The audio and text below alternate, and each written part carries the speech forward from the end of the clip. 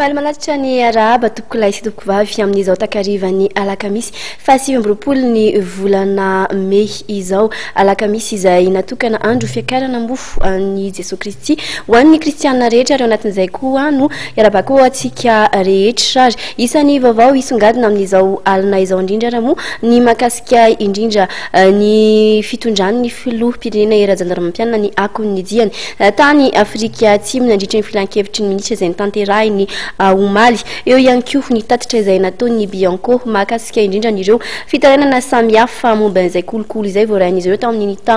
taona 20 sy 20 iny ary eo ihany koa ny fitondrana indrindra ny akony izay andro fiakarana androany izay isan'ny vaovao isongatana anatin'izao fampalam-baovaontsika izao koa manasanao mpanajana indray anaraka izany hatramin'ny farany ary nisy koa ny filan-kevitry ny minisitra izay notanterahina omaly ankoatran'ny fitondran'ny filoha era-jandarimampianina ny akon'ny diany tany Afrika Atsimo izay dia teboka maro ihany koa makasika an'ireo raharaha misongadina sy raharaha mafapana eto amin'ny firenena no isan'ny nasiany resaka ao anatin'ny izany moa mikasika ny raharaha fandravana trano tetsy akadimahoaka mikasika ihany koa ny raharaha fanondrana na antsokisoky ny andramena ho arahantsika ny anjinjin'izay.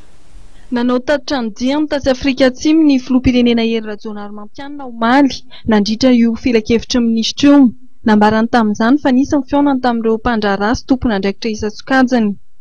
Nambarany ihany koa fa efa nalanin'ny Etazonia ny sazy nianatra tamin'i Madagasikara ka noho izay dia anisan'ireo filoham-panjakana voazy hanatrika amin'ny fionam-ben'ireo mpitarika afrikanina natao any Etazonia ny filoha era-jandarimampianina. Momba ny fanondranana tsokosoko ny andramena kosa indrainy dia kontenera 20 avy aty Madagasikara ahondrana any Hong Kong no tratra tao amin'ny serana tsambony Port de Colombo tao Sri Lanka noho ny fiara-miasa teo amin'ny CITES sy ny fahadiserenana ary ny Interpol. Mahakasika ny fandravana trano tetsy akadimbahoaka dia notapahana tao amin'ny filan-kevitry minisitra omaly fa hajanona aloha ny fandravana trano eny an-toerana mandra-pisian'ny fanazavana momba ity raharaha ity.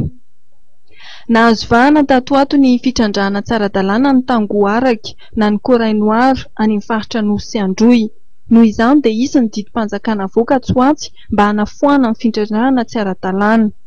No mafisina nandritra ny filan-kevitry minisitra omaly fa natokana ho an'ny orinasa mikirakira ny fahasalamana ny aspartame nefa varotana ambongadiny sy amin'ny sachet ka isy atsoatsy ny lalàna atao hampanara-dalàna ny fanafarana azy. Ankoatr'izay dia maro ihany koa ny mpiasa mpanjakana ambony no tendrena nandritra ny filan-kevitry minisitra natao omaly.